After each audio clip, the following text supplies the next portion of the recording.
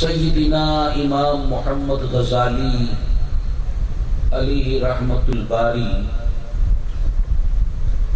یہ حدیث پاک نقل فرماتے ہیں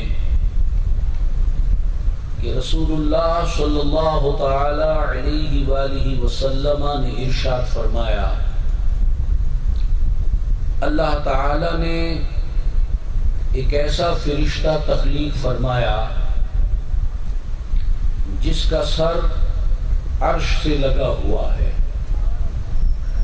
اس کے دونوں پاؤں ساتوں زمینوں سے نیچے ہیں،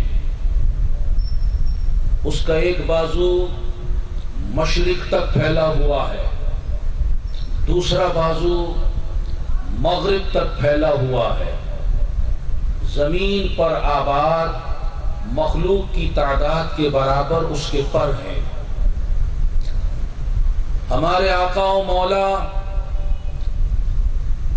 سید الانبیاء محبوب کبریا جل جلالہ وصلی اللہ تعالی علیہ وآلہ وسلم ارشاد فرماتے ہیں، جب کوئی میرا امتی مجھ پر درود پاک بھیجتا ہے، اللہ تعالی اس قوی القامت فرشتے کو حکم فرماتا ہے کہ باہر نور میں غوطہ زن ہو جاؤ۔ عرش کے نیچے نور کا سمندر ٹھاٹے مار رہا ہے، یہ فرشتہ اس میں غوطہ زن ہوتا ہے۔ مقام غور ہے، جب اتنا بڑا فرشتہ ہے تو اس نور کے سمندر کی وسعت کا عالم کیا ہوگا۔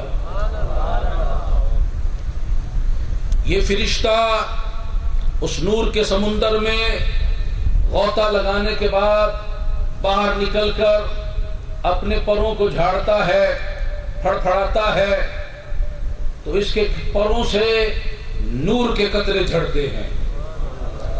اللہ تبارک و تعالی ہر نوری قطرے کے بدلے ایک نیا فرشتہ پیدا فرماتا ہے۔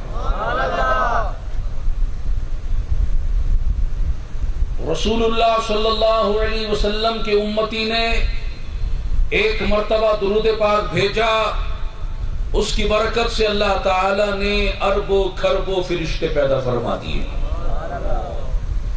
اب ان نو پیدا فرشتوں سے اللہ تعالی ارشاد فرماتا ہے، میرے نبی کے غلام نے میرے نبی پر درود بھیجا جس کی بدولت میں نے تمہیں پیدا کیا۔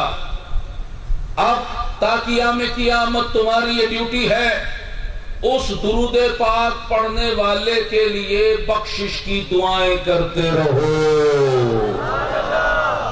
صلو